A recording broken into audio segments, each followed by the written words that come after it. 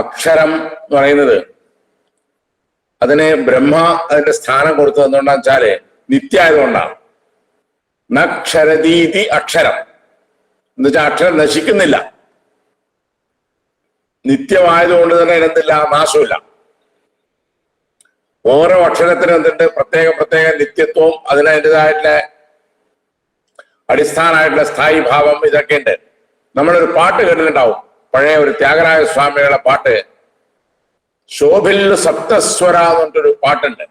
അതില് ആ സ്വരം എങ്ങനെ വരുന്നത്, നാഭി ഹൃത് കണ്ഠ ഹൃദയ നാസാപുടലോ എന്നിട്ട് അങ്ങനെ വരുന്നത്. വെച്ചാല് എഴുതാ വരുന്നത് വെച്ചാൽ മൂലാധാരം എന്ന് പറയുന്ന ചക്രത്തിൽ നിന്ന് നമ്മുടെ ഹൃദയത്തിൽ നിന്ന് എത്തി, അതെന്താ വെച്ചാൽ കണ്ഠത്തിലേക്ക് എത്തിയിട്ട് ഇവിടുന്ന് ഇങ്ങോട്ടാണ് വരുന്നത് നാസ. അത് കുറെ സ്ഥാനങ്ങളുണ്ട്, അത് ഞാൻ അടുത്ത് പറയാം. അപ്പോ അങ്ങനെ ഒരു ദിക്കിൽ ഓരോ ദിക്കിൽ തട്ടിയിട്ടാണ് ഓരോ വർണ്ണം ഇതുണ്ടാവുന്നത്. അപ്പോ ആദ്യം നമ്മള് മാതൃഭാഷ, അക്ഷരമാല ഇതൊക്കെ പഠിക്കണം. അതിനൊക്കെ എന്തുണ്ട്, ഇതിനൊക്കെ ദൈവീക സങ്കല്പങ്ങൾ നമ്മൾ കൊടുത്തിട്ടുണ്ട്. എല്ലാ സമ്പ്രദായങ്ങളിലും, ഷൺമതങ്ങളിലുള്ള എല്ലാ സമ്പ്രദായങ്ങളിലും നമ്മളിപ്പോ ഹയഗ്രീവൻ എന്ന് പറഞ്ഞിട്ട് സങ്കല്പം വൈഷ്ണവത്തിലുണ്ട്. നമ്മളെല്ലാവരും ഇപ്പൊ സരസ്വതിനെ ആരാധിക്കുന്ന പോലെ അവർ ആരാധിക്കുന്ന ഹയഗ്രീവൻ എന്ന് പറഞ്ഞ ദേവത. അതുപോലെ ശിവന് വളരെ പ്രസിദ്ധമാണ് ദക്ഷിണാമൂർത്തി.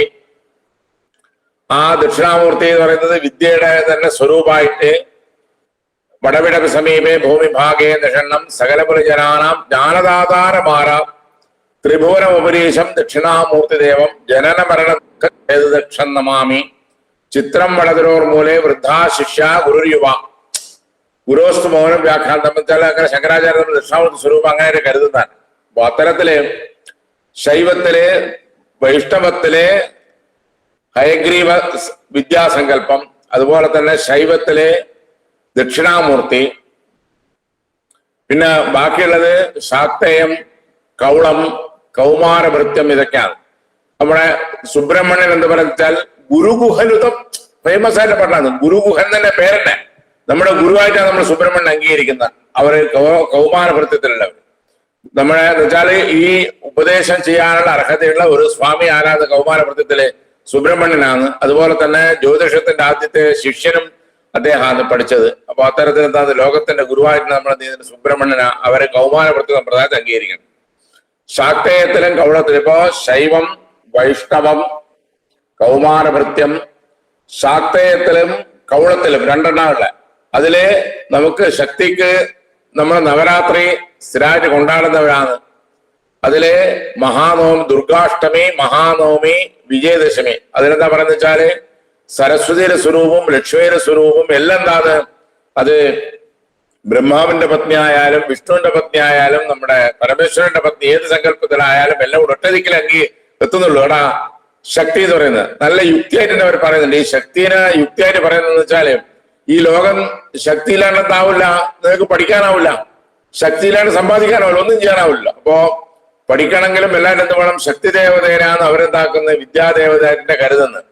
നമ്മൾ മഹാനവമിയായിട്ട് ആരാധിക്കുന്നുണ്ട്. ദക്ഷിണാമൂർത്തിനെ നമ്മൾ ശിവന്റെ അമ്പലത്തില് ആരാധിക്കുന്നുണ്ട്. അതേപോലെ ഹൈഗ്രീവ സങ്കല്പം വൈഷ്ണവത്തില് ആരാധനയുണ്ട്. അത്തരത്തില് കൗമാരഭൃത്യത്തില് ഗുരുവായൂർ സുബ്രഹ്മണ്യന കുമാരഗുരു എന്ന് പേരൊക്കെ ഉണ്ട്. അപ്പോ അത്തരത്തിലുള്ള ഇതുണ്ട്. ശാക്തേയത്തിലും കൗളത്തിലും നമ്മൾ ശക്തിനെ തന്നെ, അതില് കൗളത്തില് കാളി എന്ന് പറയുന്ന ഒരു ദേവതന്നെ വേറെ സങ്കല്പിക്കുന്നുണ്ട്. കാതിലാന്തം, കകാരം മുതൽ ലകാരം വരെയുള്ള കാതിലാന്തം, അതായത് കാളിയുടെ പേരന്റെ വിദ്യാസ്വരൂപമായിട്ടാണ് പറയുന്നത്. അക്ഷരങ്ങളുടെ സ്വരൂപമായിട്ടാണ് നമ്മൾ കാളീനെ ആരാധിക്കുന്ന അർത്ഥം. കകാരം മുതൽ ലകാരം വരെയുള്ള കാലത്തിന്റെ സ്വരൂപമായിട്ടും അക്ഷരങ്ങളുടെ സ്വരൂപമായിട്ടും വർണ്ണപ്രപഞ്ചത്തിന്റെ സ്വരൂപമായിട്ടും കാളീനെ ആരാധിക്കുന്നത്.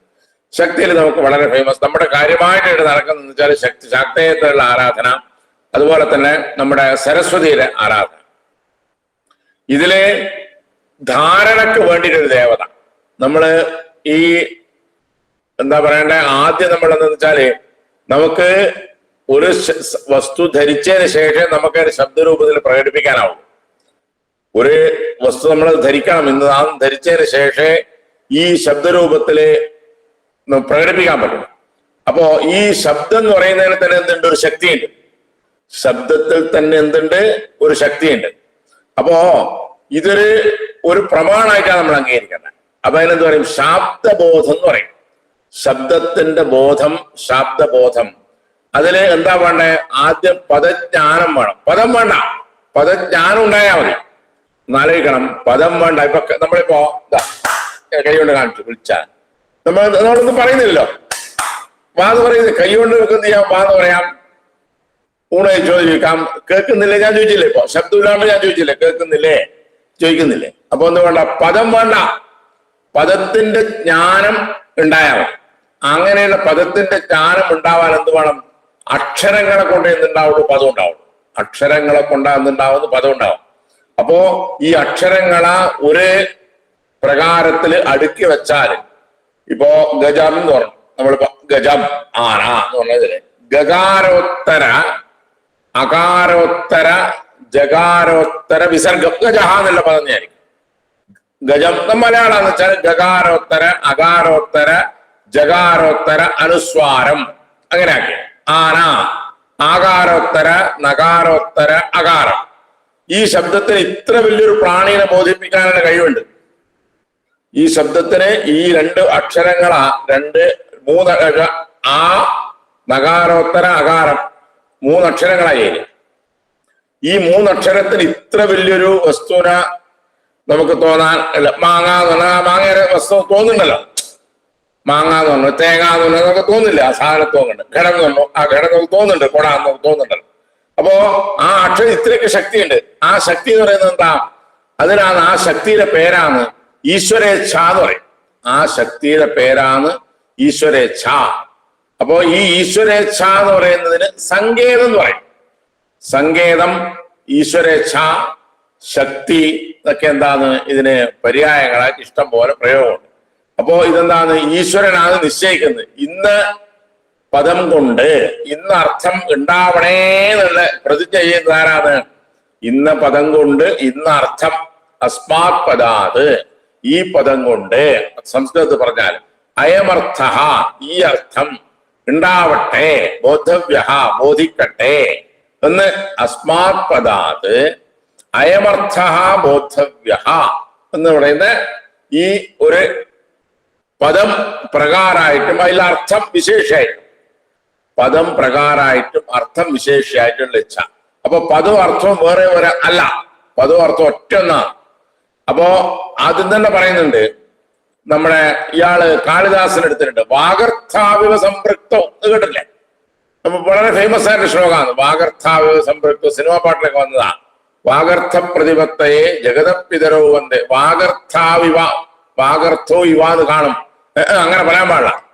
വാഗർത്ഥാവിവ എന്ന് ഒറ്റയ്ക്കേ പറഞ്ഞോളൂ. വെച്ചാൽ വാക്കും അർത്ഥവും വേറെ വേറെ അല്ല. വാക്കും അർത്ഥവും എന്തല്ല? വേറെ വേറെ അല്ലേ അല്ല. അതുകൊണ്ടാണ് വല്യദാസൻ ആദ്യമായിട്ട് എഴുതിയത് എന്താ? വാഗർത്ഥാവിവേ ഏകം പദം. വാക്കും അർത്ഥവും എന്താന്ന്? ഒറ്റ പദം അതിനുണ്ട്. അപ്പൊ എന്താണ്? വാക്ക് വിട്ടിട്ട് അർത്ഥം നിൽക്കില്ല, അർത്ഥം വിട്ടിട്ട് വാക്ക് നിൽക്കില്ല. ശിവനെ വിട്ടിട്ട് ശക്തി നിൽക്കില്ല, ശക്തി വിട്ടിട്ട് ശിവനെ നിൽക്കുക. ജഗതപിതരവും വന്ദേ പാർവതീ പരമേശ്വരവും. വാക്കിനെ അർത്ഥത്തിനെയും പോലാന്ന് പാർവതീ പരമേശ്വരന്മാരുള്ളത് കാളിദാസനെ സ്തുതിക്കുന്നുണ്ട്. അതിലെന്താണ്? ഈ പദത്തിന്റെ ഉള്ളിൽ നിൽക്കുന്ന അന്തർലീനമായിട്ടുള്ള അർത്ഥം അത് ഏതുകൊണ്ടെന്ന് തോന്നുന്നതാണ്? അക്ഷരങ്ങളെ കൊണ്ടാ തോന്നുന്നത്. ഈ അക്ഷരങ്ങളെ എങ്ങനെ നമ്മൾ ധരിക്കണം? ആ ധരിക്കാനുള്ള ദേവതയാണ് നമ്മൾ പറയുന്നത് എന്തെന്ന്? സരസ്വതി എന്ന് പറയുന്ന ഒരു ദേവതയാണ് നമ്മൾ എന്ത് ചെയ്യുന്നതിന്? സൃഷ്ടിയുടെ പത്നിയായിട്ട്, അതായത് സൃഷ്ടിക്കുന്ന ബ്രഹ്മാവിന്റെ പത്നിയായിട്ട് നമ്മൾ എന്ത് ചെയ്തിരിക്കുന്നത്? ഈ സൃഷ്ടിയുടെ ദേവതയായിട്ട് നമ്മൾ അംഗീകരിച്ചിട്ടുള്ള ബ്രഹ്മാവിന്റെ പത്നി. ആ പത്നി എന്താണ്? വിദ്യയുടെ അധിദേവത സരസ്വതി നമസ്തുഭ്യം വരദേ കാമരൂപിണി. നമുക്ക് ധ്യാനം ഇതൊക്കെ ഉണ്ട്. വിദ്യാരംഭം കരിഷ്യാമി സിദ്ധർ ഭൗതമേ സദാ നവരാത്രി ഒരു ദിവസം ചൊല്ലുന്നുണ്ടല്ലോ അല്ലെ? ദൗർഭ്യകുറാചതുർഭ്യ 4 കയ്യോട് സ്ഫടികമണിമയും അക്ഷമാലാദാന ഹസ്തേനൈകേന പത്നം സിതമോഷുകം പുസ്തകഞ്ചാപരേണ ഭാസാകുന്ദേന്ദു ശംഖസ്ഫടികമണി നിഭാ ഭാസമാനാസമാന സാമേ വാഗ്ദേവതേയം. ആ വാഗ്ദേവത നിവസത് വചനെ, എന്റെ വായിൽ എപ്പോഴും ഉണ്ടാവണം എന്ന് നമ്മൾ സ്തുതിക്കുന്നുണ്ട്. അപ്പോ അങ്ങനെ ഒരു സരസ്വതി ദേവി എന്ന് പറയുന്നത് എന്താണ്? ഈ പറയുന്ന 5 പ്രകാരം. അപ്പൊ ഞാൻ 6ാമത് സാധനം വിട്ടിട്ടുണ്ട്, ഗാണപദം എന്ന് പറയുന്ന സാധനം വിട്ടിട്ടുണ്ട്. ഈ ഗാണപദത്തിൽ എന്താ വിശേഷം? ഈ സരസ്വതിനെയും എന്താ പറയണ്ടേ, അതേപോലെ തന്നെ ഈ ഹയഗ്രീവനെയും ദക്ഷിണാമൂർത്തിനെയും അതുപോലെ ശക്തിസ്വരൂപയായിട്ടുള്ള നമ്മുടെ മഹാനവമിക്ക് ആരാധിക്കുന്ന ശക്തി ദേവതയായാലും കാളി ദേവതയായാലും ഈ 5 സമ്പ്രദായത്തിലുള്ള 5 ദേവതകളെയും മൊത്തം ഒഴുകുന്ന ആളാണ്. അത്ര വലിയ വയറുള്ള ആളാണ് ഗണപതി, അല്ലെ? അത്ര വലിയ വയറായൊക്കെയുണ്ട് ഗണപതിക്ക്. അപ്പോ ഇവർക്കെല്ലാം ആദ്യം നമ്മൾ എന്ത് വേണം? ഗണപതിയെ സ്തുതിക്കാൻ എന്ത് പറ്റില്ല, ഈ വീണാധാരിയായിട്ടുള്ള ഗണപതി, അതാണ് ഗാണപത്തിൽ പറയുന്നത്. ഗണപതിയെ സ്തുതിക്കാൻ നിങ്ങൾക്ക് എന്താവില്ല, ഒരു കാര്യം നടക്കില്ല. അപ്പോ ഈ വിദ്യ മുഴുവൻ ഉണ്ടാവണം ആര് വേണം? ഗണപതിയുടെ അനുഗ്രഹം വേണം. ആ ഗണപതിയെ പ്രധാനമായിട്ടാണ് നമ്മൾ എന്ത് ചെയ്യുന്നത്? 32 തരത്തിലുള്ള ഗണപതികൾ. അതിൽ വിദ്യാഗണപതി എന്ന് പറയുന്നത് ബാലഗണപതി, അതിലുള്ളത് ആദിത്യ സ്വരൂപിയായിട്ടുള്ള ഗണപതി, അത്തരത്തിലുള്ള ഗണപതി. അതിന്റെ മന്ത്രങ്ങളൊക്കെ വരുന്നുണ്ട്. അതൊക്കെ ഞാൻ ഗണപതിയുടെ കാര്യം പറയാം. അപ്പൊ ഗാണപദത്തില് ഗണപതി തന്നെ എന്താണ്? വിദ്യാഗണപതി എന്ന രീതിയിലാണ് നമ്മൾ ആരാധിക്കുന്നത്. മറ്റേത് ആദ്യം ഓരോ സമ്പ്രദായത്തിലുള്ള ഓരോ ദേവതകൾ പറഞ്ഞു. ഗണപതിക്ക് എന്താണ്? വിദ്യാഗണപതി എന്ന് പറയുന്ന ഒരു ആരാധനയുണ്ട്. അതുപോലെ സിദ്ധിവിനായകൻ, അത് തരത്തിലുണ്ട്. സിദ്ധിവിനായക മനുഷ്യൻ ചിന്തയാമി, അതിൽ പാട്ടൊക്കെ ഉണ്ട്. വാതാപി എന്ന് പറയുന്ന രാജ്യത്തില്ല, ആ നാട്ടിലെ വാതാപി ഗണപതി. ഇഷ്ടംപോലെ ഗണപതികൾക്ക് 108 തരത്തിലുള്ള ഗണപതികൾ ജപ്പാനിലുണ്ട്. ഗണപതി ഷോണ എന്ന് പറയുന്ന ഒരു നദി, അതിൽ കല്ല് എടുത്തിട്ട് ഗണപതിക്ക് എന്തുണ്ട്? എല്ലാവർക്കും പൂജ കഴിക്കാണെന്നുണ്ട്. നമ്മളെ സാളഗ്രാമം സങ്കല്പം പോലെ തന്നെ എന്തുണ്ട്? ഒരു ചുവന്ന നിറത്തിലുള്ള കല്ല് നമുക്കെന്തുണ്ട്? ഗണപതിയെ രൂപമില്ലാണ്ട് ആരാധിക്കുന്ന സാളഗ്രാമം ശിവലിംഗം പോലെ തന്നെ ഗണപതിയെ ആരാധിക്കാൻ, ഈ വിദ്യാഗണപതിയെ ആരാധിക്കാൻ നിത്യം പൂജക്ക് വെക്കുന്ന പഞ്ചായതന പൂജയിൽ ഗണപതി ശിലാരൂപത്തിൽ നിൽക്കുന്ന ഒരു ഗണപതി അവിടെയുണ്ട്. അപ്പോ ഗണപതിയുടെ ആരാധന ശില മുതല് ഈ തരത്തിലുള്ള വിദ്യാരൂപത്തിലുള്ള ഗണപതിയുടെ ആരാധന. ഗണപതിയെ നമ്മൾ സ്തുതിക്കേണ്ടത് ആദ്യം ഗുരു ഗണപതി, അങ്ങനെ നമ്മളിപ്പോ തന്ത്രത്തിലും പൂജയിലൊക്കെ പഠിച്ചതല്ല. ഗുരുഭ്യോ നമ, ഗണപതയെ നമ. അതിനുശേഷം എന്ത് വരുന്നത്? ഈ ഇതൊക്കെ വരുന്നത്. അപ്പോ ഈ ഗണപതിയുടെ സങ്കല്പത്തിൽ എന്താണ്? വിഘ്നേശ്വരൻ എന്ന് പറയുന്ന സങ്കല്പത്തിലാണ്. എലി ആണല്ലോ വാഹനം, ഇല്ലേ? എലി വരുന്ന എലിയെ കൂടെ നമുക്കറിയില്ല, അത് പോകുന്ന എലിയെ കൂടെ നമുക്ക് പിടിക്കാനാവില്ല. ഈ വരുന്നതും പോകുന്നതിനും യാതൊരു റൂട്ടും ഇല്ലാത്തതാണ് എന്തെന്ന് ഈ. അതുപോലെ ബുദ്ധി എന്ന് പറയുന്ന സാധനം എലിയെ പോലത്തതാണ്. അതിനെ നേരെ നടത്താൻ പറ്റുന്ന ഇത്ര തടിയിലൊരു ദേവത വേണം. എന്തിന്? ഈ നമ്മളെ ഈ എലിയെ പോലെ പായുന്ന, എലിയെ പോലെ വരുന്ന വിഘ്നങ്ങളാ. അതായത് എല്ലാവരും അല്പശ്ചകാലോ ബഹവസ്ഥ വിഘ്ന. അത് പഠിപ്പിന് മാത്രമേ ഉള്ളൂ. പഠിപ്പിന് എന്താ പറയുന്നത്? അല്പശ്ചകാല, കാലം വളരെ കുറവാണ്.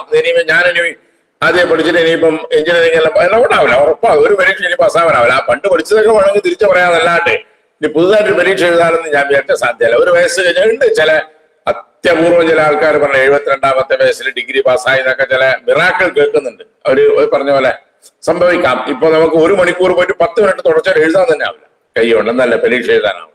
അപ്പോ ഒരു സമയമുണ്ട്. ആ കാലം കഴിഞ്ഞാൽ എന്താവില്ല? വിംശതിർ മധ്യേ വിദ്യാമർത്ഥന്റെ സാധയെന്ന് സ്മൃതി പറയുന്നുണ്ട്. അതുപോലെ തന്നെ വേദാധ്യയനത്തിന് എന്താ പറയുന്നത്? ഈ വത്സരാ ദ്വാദശാദൂർദ്ധം, 12 വയസ്സ് കഴിഞ്ഞാല് കുഞ്ഞൊക്കെ എന്തായി? ചോളിക്ക് പീച്ചയ്ക്ക് ആയിരുന്നില്ല പാട്ട് പാടാറുണ്ട് കുഞ്ഞുങ്ങള്. അപ്പൊ ആ 12 വയസ്സിന് മുമ്പേ വേദാധ്യയനം പഠിച്ചാൽ എന്തായി? മനസ്സിൽ കാമാസക്തി വരുന്നതിന് മുമ്പേ പഠിക്കണം എന്നാ പറയുന്നത്. ഗർഭാഷ്ടമേ പ്രപൂർവീത ബ്രാഹ്മണസ്യോപനായനം. ഗർഭാഷ്ടമത്തിൽ, അതായത് 7 വയസ്സിൽ ഉപനിച്ചാല് 5 കൊല്ലം കൊണ്ട് ഒരുവിധം വേദാധ്യയനാവും. കുറച്ചുകൂടി കാലം പരിഷ്കരിച്ചാൽ പഞ്ചമേ സന്നഭം, 5ാമത്തെ മാസം 5ാമത്തെ വയസ്സിൽ തന്നെ ഉപനിച്ചാൽ എന്തായി? ഒരു 7 കൊല്ലം കിട്ടുമല്ലോ. 7 കൊല്ലം കൊണ്ട് നല്ല ഘനപാടി വരെ ആവാം. 12 വയസ്സ് കഴിഞ്ഞാൽ എന്തായി? കുഞ്ഞ് കുറേശ്ശെ ഇതിനെ കുറിച്ചൊക്കെ, ആസക്തികളെ കുറിച്ച്, ഓപ്പോസിറ്റ് സെക്സ് അട്രാക്ഷനെ കുറിച്ചൊക്കെ ബോധം വരാൻ തുടങ്ങും. അതിന് മുമ്പേ എന്തോണം പഠിക്കണം. അത് കഴിഞ്ഞാൽ പിന്നെ എന്തുണ്ട്? പിന്നെ ആ പഠിച്ചതിനെ ലെവൽ ചെയ്യാൻ പറ്റും, കുറച്ച് ആലോചനയും ഇതൊക്കെ ഉണ്ടായാലും. അപ്പൊ എന്തായി? 12 വയസ്സ് മുതൽ ഉള്ള ഒരു 30 വയസ്സ് വരെയുള്ള കാലത്തിന് എന്തായി? ഒരുവിധം നമുക്ക് നേരെ ഒന്ന് ലെവലാക്കി എടുക്കാം. പിന്നെ കുറേശ്ശെ എന്തായി? ഇതൊക്കെ തിരക്ക് കയറാണ്ടാവും. കുറച്ച് മെമ്മറി കുറയാൻ തുടങ്ങും, പല പ്രശ്നങ്ങളും വരും, ഓരോ യാത്രയുണ്ടെന്ന് പറയും, പല ബാധ്യതകളും വരാൻ തുടങ്ങും അർത്ഥം. അപ്പോ അങ്ങനെയാവുമ്പോൾ എന്തായി? വിദ്യനെ സംബന്ധിച്ചിടത്തോളം എന്താണ് ഗാണപദക്കാര് പറയുന്നത്? നമ്മളെല്ലാവരും സത്യാന്ന് പറയുന്നത്. അല്പശ്ച കാലഹ, പഠിക്കാൻ സംബന്ധിച്ച് വിശന്നാൽ പഠിക്കാനാവോ? ഇല്ല. നല്ലോണം ഊണ് വെച്ചാൽ പഠിക്കാനാവോ? ആവില്ല. അപ്പൊ എപ്പോഴോ ഞാൻ പഠിക്കേണ്ടത് വെച്ചാൽ പഠിക്കേണ്ടത് പഠിക്കണ്ടേ. അപ്പൊ ഇത് ആകെ കൂടി ഇത് കുഴവാഴ പിടിച്ച രാവിലെ നേരത്തെ എണീക്കണം ഞാൻ കുറക്ക് വരുമെന്ന് പറയും. ശരി, നേരത്തെ എണീച്ചാൽ ഉച്ചക്ക് പഠിക്കണം, ഉച്ചക്ക് എനിക്ക് ഉറങ്ങാണ്ടിരിക്കാനാവില്ല. അതെ, അങ്ങനെയാവും. അപ്പൊ ഇതെന്ന് വെച്ചാൽ ആകെ മൊത്തം പഠിപ്പിന്റെ അടുത്തെത്തുമ്പോഴും ആധ്യാത്മികത്തെ അടുത്തെത്തുമ്പോൾ അത് വരുന്ന സമയം ഇല്ലാണ്ട് വരുന്നത് അത് വലിയ കഷ്ടപ്പാടാണ്, ഇല്ലേ? ഊക്ക് കഴിക്കാൻ നേരമില്ല, തേവാരം കഴിക്കാൻ നേരമില്ല എന്ന് എല്ലാവരും പറയുന്നത്. ഊക്ക് കഴിക്കാൻ സമയമില്ല, തേവാരം കഴിക്കാൻ നേരമില്ല, ഊക്ക് കഴിക്കാൻ സമയമില്ല. അതിന് ശുദ്ധം പോരാ, പല കാരണമുണ്ട്. അത് ഒഴിവാക്കാൻ എന്തൊക്കെ കാരണങ്ങളുണ്ടോ എല്ലാം കിട്ടും. അതുപോലെ അത് ഈ പഠിപ്പിന്റെ കാര്യം, അതിന് എങ്ങനെ അവോയ്ഡ് ചെയ്യാം. ആ പരീക്ഷ വരുമ്പോൾ ഉള്ള ഒരു ഉത്സാഹം എല്ലാ കാലത്തും ഉണ്ട് വിചാരിക്കാം. നാട് മുഴുവൻ നന്നായി പോയേനെ ഇല്ല. ആ പരീക്ഷന്റെ ഒരാഴ്ച മുമ്പേ ആണ് എല്ലാവർക്കും പുസ്തകത്തിൽ വല്ല ചൂട് വരിക. അതുവരെ എന്ത് വരില്ല, അടങ്ങിയിരിക്കും. നാട്ടു തൊട്ട പറഞ്ഞിട്ടും സിനിമ കണ്ടിട്ടും മൊബൈൽ നോക്കിയിട്ടും കൂടും. അത് ആ സമയമാകുമ്പം രണ്ടും കത്തി കുത്തി പഠിച്ചിട്ടേ എന്താ കാര്യം പരീക്ഷ. ഇതിന്റെ പിന്നിൽ നടക്കുന്നില്ല. അങ്ങനെ പിന്നിൽ നടക്കുന്നവരെ എന്താവുന്നുള്ളൂ, വിജയിക്കുന്നുള്ളൂ. അതിന്റെ പിന്നിൽ തന്നെ വിടാണ്ട് നടക്കുന്നവർക്ക് മാത്രമേ എന്തുള്ളൂ ഇതിൽ വിജയമുള്ളൂ. ഇല്ലാത്തവരെന്തായി പകുതിക്ക് വീഴും. നമ്മുടെ കൂടെ പഠിച്ചവരെല്ലാവരും പ്രിൻസിപ്പലായവരെ നാട്ടുപെട്ട പ്രിൻസിപ്പലാവണം, അതാവില്ല. ആ ഒരു ചില ആൾക്കാർ 8ാം ക്ലാസ് 10ാം ക്ലാസ്സിൽ പോണു, ചില ആൾക്കാർ +2 പോണു, ചില ആൾക്കാർ ഡിഗ്രിയിൽ പോണു, ചില ആൾക്കാർ PG നിർത്തി, പിന്നെ ഡിഗ്രി കഴിഞ്ഞിട്ട് ഉദ്യോഗത്തിന് BEd പോയിട്ട് അങ്ങനെ പോയി. അങ്ങനെ നമ്മളെ കൂടെയുള്ളവരെ ഗതിയെന്ന് നമുക്കറിയാം. അവരെന്തായി പലരും എന്തായാലും ഓടി ഓടി എത്തുമ്പോഴേക്കും എന്തായി വളരെ വളരെ ഈ ഫീൽഡിൽ എത്തുമ്പോൾ വിഷമിച്ചു പോയി. ചോദിച്ചാൽ ഓരോ കാരണം ഇപ്പൊ 2 അക്ഷരം പഠിക്കണോ, വേറെ പണിയില്ല എനിക്ക് പറയും ഇങ്ങോട്ട്. അപ്പോ ഇതിന് ഗാണപദം പറയുന്ന അല്പശ്ച കാല, കാലം എന്താണ്, ബഹവശ്ച വിഘ്നാഹ, വിഘ്നങ്ങൾ ജാസ്തിയാണ്. എലീനെ പോലെ വരുന്ന വിഘ്നങ്ങള്, അതിനെന്ത് ചെയ്യണം, ആ വിഘ്നങ്ങളെ തടയിട്ടാൽ തന്നെ എന്തായി, നിങ്ങൾക്ക് അങ്ങനെയുള്ള വിഘ്നങ്ങളെ ഒഴിവാക്കിയാൽ തന്നെ എന്തായി പഠിക്കാനുള്ള വഴി കിട്ടും. ആ പഠിക്കാനുള്ള വഴി തുറക്കുന്ന ദേവതയാണ്. ഏത് വഴിയില്ലാത്ത ദിക്കിലും വഴിയാക്കുന്ന മെഷീനല്ല ഈ ബുൾഡോസർ പറയുന്നത്. അതുപോലെ ഇന്നത്തെ ബുൾഡോസറാണ് അന്നത്തെ ആന. ആലോചിച്ചാൽ മതി. അന്നത്തെ ആന ഇന്നത്തെ അതിന് വഴി വേണ്ട, സ്വയം ഉണ്ടാക്കും, വഴി ഉണ്ടാക്കും. അത്രയധികം കഴിവുള്ള പ്രാണിയാണ് ആര്, ഈ ഗണപതി എന്ന് പറയുന്ന പ്രാണി. അപ്പൊ അത്രയധികം ശക്തി ഉണ്ടായിരിക്കും ഗണപതിക്ക്, ശക്തിയുണ്ട്. നിങ്ങൾക്ക് നല്ല വഴി തുറന്നു തരും. ഇല്ല, എലീന്റെ പുറത്ത് എങ്ങനെ ഓടുന്ന എലി, ആ എലീന്റെ പുറത്ത് നിന്നിട്ട് എന്താക്കും, നമുക്ക് നല്ല വഴി, തുമ്പിക്കൈ കൊണ്ടായാലും കൊമ്പുണ്ടായാലും കാലുകൊണ്ട് എങ്ങനെയാണെന്ന് തിരക്കല്ല. ഒരു ബുൾഡോസറിന്റെ വഴി അറിയില്ലേ, അത് റിവേഴ്സ് പോവും, ഫോർവേഡ് പോവും, സൈഡ് പോവും, അത് പോകുന്ന വഴിയാവും. നിങ്ങൾക്ക് അത്രയുണ്ട്. ആന എന്ന് പറയുന്ന ഒരു ബുൾഡോസറിന്റെ സങ്കല്പത്തെ എടുത്താൽ മതി, അത്രയും വേണം. എന്തായി, അത് നല്ല വൃത്തിയാണ്, നല്ല റോഡാക്കി തരും. അരമണിക്കൂർ കൊണ്ട് ഒരു ടിപ്പർ ലോറിയും ഒരു ബുൾഡോസർ ഉണ്ട്, നിങ്ങൾക്ക് ഏത് സ്ഥലം വേണം വൃത്തിയാക്കി നല്ല വെടിപ്പാക്കി തരും. അരമണിക്കൂറേ ഉണ്ട് അദ്ദേഹത്തിന്. അതുപോലെയാണ് ഗണപതിയുടെ ഈ നമ്മളെ മനസ്സിൽ കയറിയിട്ട് നേരെയാക്കാനുള്ള ശക്തി, അത്രയധികം ശക്തിയുള്ള ദേവതയാണ് ആര്, ഈ ഗണപതി എന്ന് പറയുന്നത്. അപ്പോ ഈ അങ്ങനെയുള്ള ആ ഗണപതിയുടെ അനുഗ്രഹം ഉണ്ടെങ്കിൽ എന്താവുള്ളൂ, നമുക്ക് ധാരണയാക്കണം. ധീ എന്ന് പറയുന്ന അവസ്ഥേന ധാരണയിലേക്ക് എത്തിക്കണം.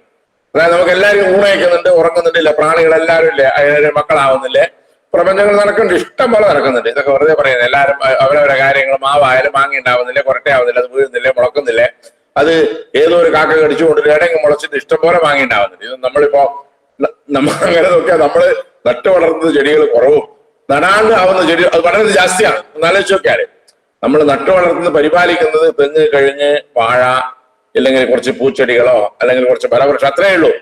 ഇത് നടാണ്ട് മഴയും വെയിലും ഒന്നും ബാധിക്കാണ്ട് വളരുന്ന എത്ര സസ്യങ്ങളുണ്ട് ഇല്ലേ. അതിന് വെള്ളം ഒഴിക്കണ്ട, അതിന് നമ്മൾ വളമിടണ്ട, ഒന്നും ചെയ്യണ്ട.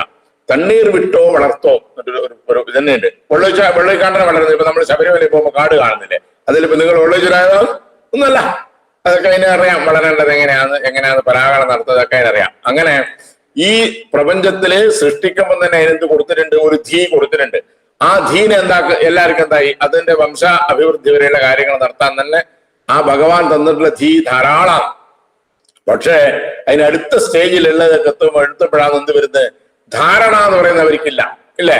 പോത്തിനോ എരുമക്കോ പൂച്ചക്കോ നായ്ക്കെല്ലാം ആനക്കെല്ലാം ധാരണയില്ല, ഇല്ല. ധാരണ മനസ്സിലാവും, കണ്ട വാലാട്ടും അല്ലെങ്കിൽ ഞാവുന്ന പൂച്ചക്കറി, അല്ലാണ്ട് അതിനെന്തില്ല, ഈ പറയുന്ന ട്രെയിൻ ചെയ്തെടുത്തോന്നൊക്കെ നേരാവുള്ളൂ. അതിനെന്തില്ല, അതിന് എല്ലാം അങ്ങനെ ധരിക്കാനുള്ള വിവേചന ശക്തിയോ, പശുക്കൊക്കെ ഉണ്ട്, അതിന് അതിന് കളർ കണ്ടാൽ മനസ്സിലാവുകയില്ല, അതിന് എല്ലാം ഒറ്റ കളറായിട്ട് കാണും. അപ്പൊ അത്തരത്തിലുള്ള ഇതുണ്ട്, അതിനായിട്ടുള്ള പ്രപഞ്ചമുണ്ട്. അപ്പൊ അവർക്ക് എന്തില്ല, ഈ ധാരണ എന്ന് പറയുന്ന സാധനം ഉള്ളതായിരിക്കേ ഉള്ളൂ. നമ്മളെ പോലെയുള്ള മനുഷ്യൻ വെച്ച്, അതായത് സംസാരിക്കാനും ഗെയിൻ ചെയ്യാനും നോളജിനെ ഈ ബ്രെയിനിനുള്ളിൽ സൂക്ഷിച്ചിട്ട് പെരുമാറാനുള്ള കഴിവ് ആർക്കേ ഉള്ളൂ, മനുഷ്യന്മാർക്ക് മാത്രമേ ഉള്ളൂ. ധീയിൽ നിന്ന് ധാരണ എന്ന് പറയുന്ന എത്തുമ്പോഴേക്കുണ്ടായി, അതാണ് മനുഷ്യന്റെ അവസ്ഥ. അപ്പൊ എന്ത് വേണം, ഈ ധാരണേനെ നമ്മളെത്തി മേധാവികളാവണമെന്നുണ്ടെങ്കിൽ, ധാരണയിൽ നിന്ന് ഇടത്തണം മേധാവികളാവണം. ധാരണ ടു മേധാവി. ഈ മേധാവികളാവണം എന്നുണ്ടെങ്കിൽ നമ്മൾ എന്ത് ചെയ്യണം, ആ മേധാവി ആവാനുള്ള പ്രയാണത്തിലേക്കാണ് നമ്മൾ എത്തേണ്ടത്. ആ പ്രയാണത്തിന് ഏറ്റവും അധികം സഹായിക്കുന്ന ദേവത ആരാണ്? സംശയമില്ല, വിഘ്നങ്ങൾ നിവാരണം ചെയ്യുന്ന ഗണപതി മാത്രമേ ഉള്ളൂ. അത് നേരെ തുമ്പിക്കൈ ഉദ്ദേശിച്ച് ആർക്ക് വേണമെന്ന് എന്ത് ചെയ്യാം, വായിലേക്ക് ഇഷ്ടം പോലെ വാരിയിടാം, അത് തിന്നോളും, സുഖമായിട്ട് തിന്നോളും. കത്തി അങ്ങ് പോകുന്നത് നമുക്ക് നേരിട്ട് കാണാം. എന്നുവെച്ചാൽ അത്രയധികം ക്ഷിപ്രപ്രസാദിയായിട്ടതോ ഇത്രയധികം ഇതുള്ള ഒരു ചുവന്ന പൂ, അതായത് രജോഗുണ പ്രധാനമായിട്ടുള്ള ദേവതയാണ്. അപ്പോ അത്രയധികം ഇതായിട്ട് ദേവതക്ക് എന്തുണ്ട്, അത്രയും ഒരു ശക്തി ഉണ്ടായി. ആ ബാക്കിയുള്ള ദേവതകളൊക്കെ അപേക്ഷിച്ചിട്ട് പണ്ടേ ഒരു പഴഞ്ചൊല്ലുണ്ട്, ഗണപതി ഹോമം കഴിച്ച് മോശമാക്കാനാവില്ല ഒരാൾ വിചാരിച്ചാൽ. സർപ്പബലി കഴിച്ചിട്ട് നേരെയാക്കാനാവില്ല. സർപ്പബലി കഴിച്ച് നേരെയാക്കാൻ വലിയ വിഷമമാണ്. അത് എത്ര ദിക്കിലെ നാഗവും എത്ര 64 പുടത്തില് ഹവിസും തൂവിയിട്ട് നേരാക്കിയിട്ട് ആ മന്ത്രം മുഴുവൻ ചൊല്ലി നേരാക്കുമ്പോഴേക്കും നമ്മൾ പണി തീരും. അത് ശരിയാക്കാനാവില്ല. ഗണപതി ഹോമം കഴിക്കാൻ പണിയൊന്നുമില്ല. അത് ആർക്കും അതിന് തന്ത്രവും മന്ത്രവും ഒന്നും അറിയൊന്നും വേണ്ട. ചെറിയൊരു ഹോമം ഉണ്ടപ്പോഴത്തെ സാധനം ഉണ്ടായ ഒരു തേങ്ങ ഉണ്ടായാലും ആർക്കും വേണം കഴിക്കാൻ പറ്റുന്ന സാധനമാണ്. വളരെ ഫ്രണ്ട്ലി ആയിട്ടുള്ള ദേവത പ്ലസ് എന്താ രജോ ഗുണം, ഫ്രണ്ട്ലി ആയിട്ടുള്ള വിഷ്ണു അങ്ങനെയുള്ള സത്വഗുണ പ്രധാനമായിട്ട് ദേവത. ഇത് രജോ ഗുണ പ്രധാനമായിട്ട് ഫ്രണ്ട്ലി ആയിട്ട് ദേവതയാണ്. മറ്റേ ഇപ്പോ ശിവൻ പറഞ്ഞു അല്ലെങ്കിൽ ശക്തി എന്നൊക്കെ പറഞ്ഞാൽ അതിനകത്ത് പലതരത്തിലുള്ള റെസ്ട്രിക്ഷൻസും ഉണ്ട്. ഇവരൊക്കെ ഇതേ ഗുണങ്ങളല്ല ഗണപതിക്ക് എന്തില്ല, ഒരു റെസ്ട്രിക്ഷനും ഇല്ലാതെ. മാത്രമല്ല എന്താണ്, ഈ ബുൾഡോസറിനെ പോലെ തന്നെ നേരെ പോയാൽ വഴിയായിക്കോളും. അത്രയധികം ശക്തിയുള്ള ഒരു ദേവത എന്ന് പറയുന്നത് എന്താണ്, വിദ്യയുടെ അതിദേവതയായിട്ട് ഗാണപദത്തിൽ ആരാധിക്കുന്നുണ്ട്. വീണാധാരിയായിട്ട് ഗണപതി, ആ മൂർത്തികളെ ഞാൻ പറയുക. അപ്പോ ഇവിടെ ഒന്നാമത് ധാരണയിൽ നിന്ന് മേധാവിയാവാനുള്ള പ്രയാണം. ആ പ്രയാണത്തിൽ ഞാൻ ആദ്യം പറഞ്ഞു ശബ്ദം പ്രമാണം. നമുക്ക് പദം അറിയണ്ട, നമുക്കിപ്പോ മിണ്ടാതെ ഒരാൾക്ക് അയാൾക്ക് അക്ഷരം അറിയില്ല, ജീവിക്കണ്ടേ അല്ലെ? കൈയുണ്ടാക്കിയിട്ട് ഊണയിക്കണം, നടക്കണം, ഇങ്ങനെ കൈയുണ്ടാക്കിയിട്ട് പല ആൾക്കാർ ആംഗ്യ ഭാഷയില് ന്യൂസിലും കേൾക്കുന്നില്ല നമ്മള്. അപ്പൊ അത്തരത്തിലുള്ള കാര്യങ്ങളെല്ലാം നടന്നു പോകുന്നുണ്ട്. അക്ഷരങ്ങളില്ലെങ്കിലും അക്ഷരത്തിന്റെ ജ്ഞാനം ഉണ്ടായാൽ തന്നെ എന്തായി, വലിയ കാര്യം. ആ അക്ഷരജ്ഞാനം ഉണ്ടാവണമെങ്കിൽ അതിന്റെ ഈ അക്ഷരങ്ങളെ കുറിച്ചിട്ടും ശബ്ദപ്രമാണത്തിനെ കുറിച്ചിട്ടും ആദ്യം പഠിക്കണം. അതിന് പഠിക്കാൻ അതിന്റെ ദേവതകള്, അതിന്റെ സമ്പ്രദായങ്ങൾ, ഇതൊക്കെ ഞാൻ പറഞ്ഞു. അത് കഴിഞ്ഞിട്ട് എന്താ, ഇപ്പോ അക്ഷരജ്ഞാനത്തില് ആദ്യം ശബ്ദം എന്ന് പറയുന്ന പ്രമാണം. അതിനെന്ത് വേണം, ഒരു പ്രമാണം എന്ന് പറഞ്ഞാല് അതിന് കരണമെന്നും വ്യാപാരെന്നും ഫലം എന്നും 3 സ്റ്റേജ് ഉണ്ട്. കരണം, വ്യാപാരം, ഫലം. അത് 3 ഞാൻ പറയാം. കുറെ കാരണങ്ങളുണ്ട്. അതിൽ പ്രധാനപ്പെട്ട കാരണത്തിൽ എന്ത് പറയും, കരണം എന്ന് പറയും. കരണം, കാരണം, കർത്ത, വികർത്ത, അഗഹനോ വാ. വിഷ്ണുസഹസ്രനാമത്തിൽ കരണം എന്ന് പറഞ്ഞ പദം തന്നെ വരുന്നുണ്ട്. കരണം എന്ന് പറഞ്ഞാൽ സാധകതമം കരണം. കാരണങ്ങളിൽ പ്രധാനമായിട്ടുള്ളത് കരണം. അപ്പോ ശബ്ദം ഉണ്ടാവാനും കേൾക്കാനും പല കാരണങ്ങളുണ്ട്. അതിലെന്താണ്, ഒന്നാമത്തത് പദജ്ഞാനം. അതുപോലെ പദജ്ഞാനം ഉണ്ടായാൽ മതിയാ. ഞാനിപ്പം തമിഴിൽ പറഞ്ഞു, നിങ്ങൾക്ക് ഒന്ന് രക്ഷ മനസ്സിലായി. ഞാനിപ്പോ കർണാടകത്തിലാണ് പറഞ്ഞത്, വല്ലതും മനസ്സിലാവോ? നിങ്ങൾക്ക് പദജ്ഞാനം ഇല്ല, അതുകൊണ്ടാണ് മനസ്സിലാവാണ്ടിരിക്കുന്നത്. റഷ്യൻ ഭാഷയിൽ ഞാൻ പറഞ്ഞാൽ മനസ്സിലാവോ? ഇപ്പൊ ഇല്ലല്ലോ, ഒന്നും മനസ്സിലാവും. ഞാനിപ്പോ അറബിയിലാണ് സംസാരിക്കുന്നത്, മനസ്സിലാവോ? ഇല്ല. ആ പദജ്ഞാനം നമുക്കില്ല. നമ്മൾ മലയാള പദജ്ഞാനാണ് നമുക്കുള്ളത്. അതന്നെ മര്യാദക്കായ ചിലത് മനസ്സിലാവൂല. സാധാരണ മലയാളം നമുക്ക് മനസ്സിലാവും. അത്രയും നമ്മളടുത്ത് പദജ്ഞാനമുള്ള. നമ്മുടെ പദസമ്പത്ത് പറയുന്നത് വളരെ കുറവാണ്. എണ്ണിക്കൂട്ടി നോക്കിയാൽ ഒരു 100 പദങ്ങൾ ഉണ്ടാവും. അത് കഴിഞ്ഞാൽ അത് വിട്ടാല് നമ്മളെ കാര്യം കഷ്ടത്തിലായി പോകും. അപ്പോ അതുകൊണ്ട് എന്താണ്, പദജ്ഞാനം വേണം. അതുപോലെ തന്നെ പദജ്ഞാനം മാത്രം മതിയാ. പദാർത്ഥ ഉപസ്ഥിതി, പദാർത്ഥജ്ഞാനം, അതാണ് വ്യാപാരം. പദജ്ഞാനജന്യ പദാർത്ഥ ഉപസ്ഥിതി എന്ന് പറയും. പദാർത്ഥജ്ഞാനം വേണം. പദം, പദാർത്ഥം. അവിടെ എന്താ വേണ്ടേ, ശക്തിജ്ഞാനം. ആ ശക്തിയാണ് ഈശ്വരേച്ഛ എന്ന് പറയുന്നത്.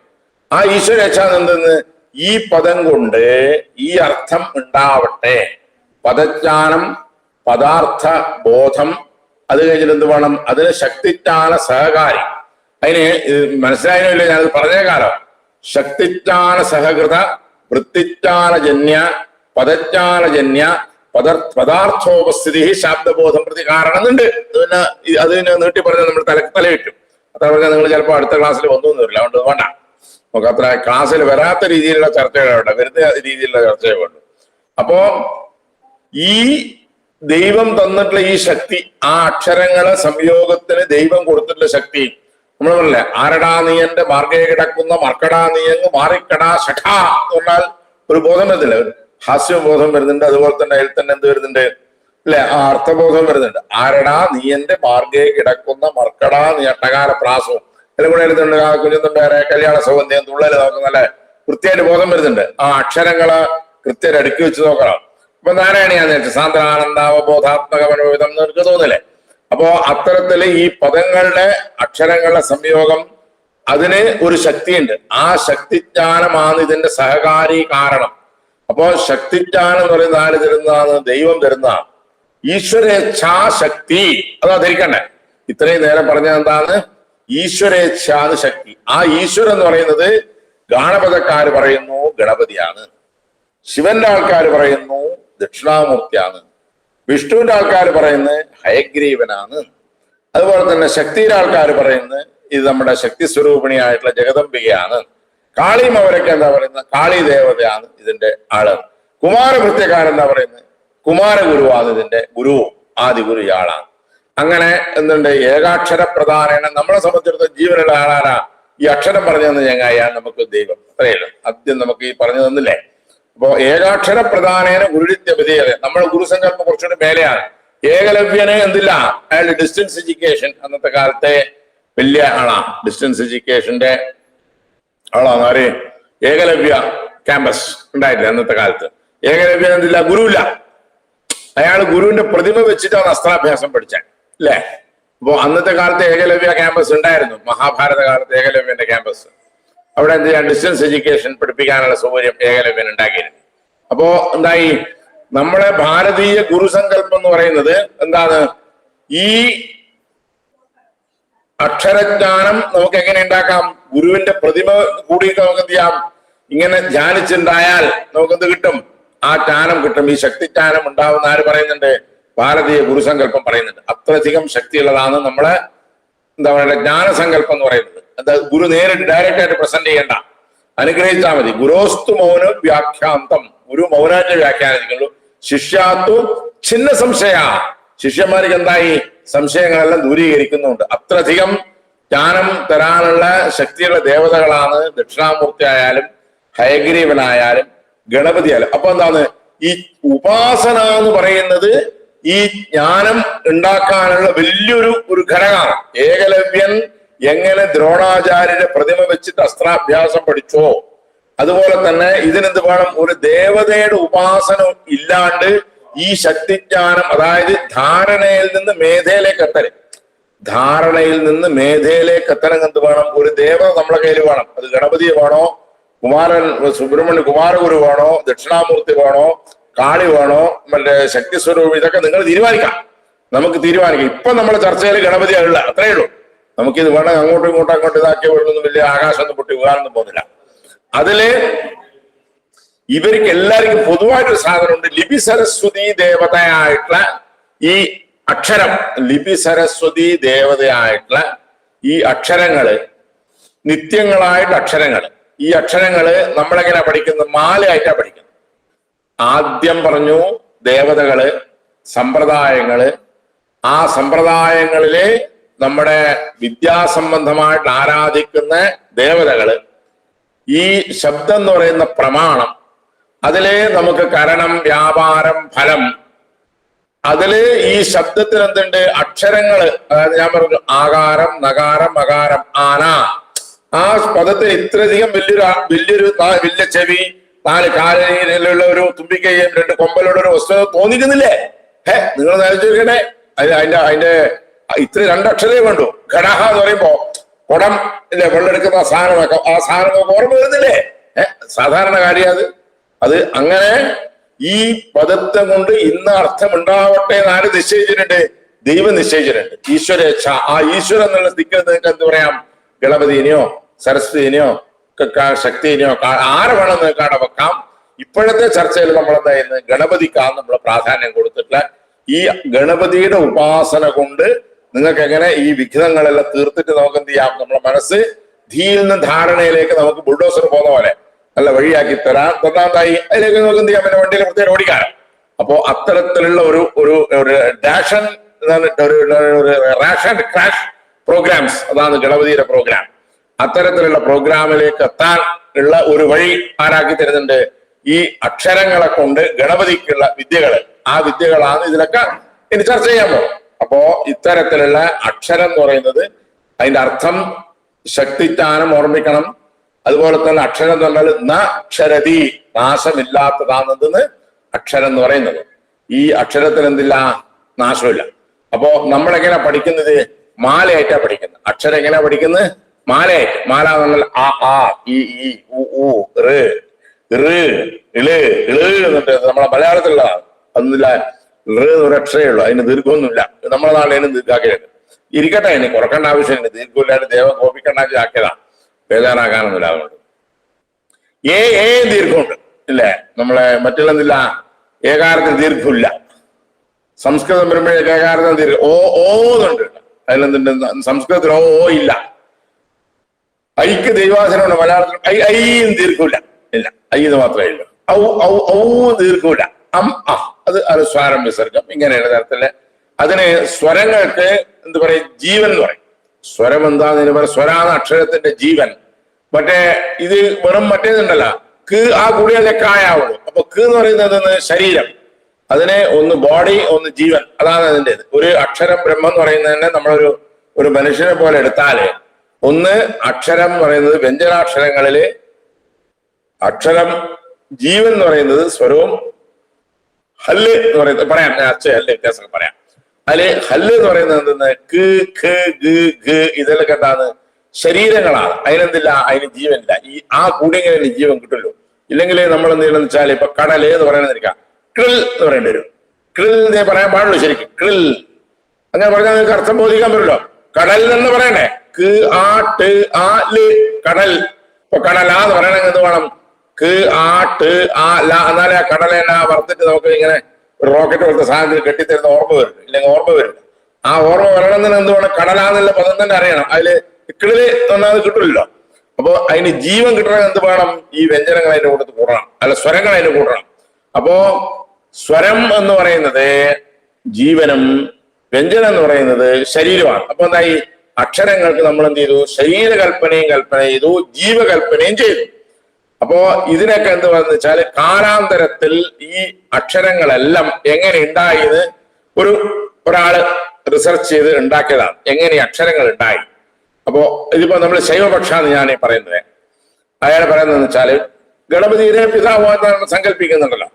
അപ്പോ അത്തരത്തിലുള്ളത് ഈ ഢക്ക എന്ന് പറയുന്ന ഉണ്ട്, ഒരു ഉടുക്ക് ഉണ്ട്. ഈ സനകാദി മഹർഷികൾ തപസ് ചെയ്തു. സനകാദി മഹർഷികള് തപസ് ചെയ്തിട്ട് ഈ ഢക്ക അടിക്കുകയാണ്. അങ്ങനെ 14 തവണ അടിച്ചു എന്നാ പറയും. 14 തവണ ഈ ഢക്കയിനെങ്ങനെ ചിലപ്പെടാൻ മുട്ടിയതാണ് ഈ അക്ഷരങ്ങള് ആയിട്ട് വന്നത്. അതില് ആദ്യത്തെ ഒച്ച കേട്ടത് അയ്യുണ്.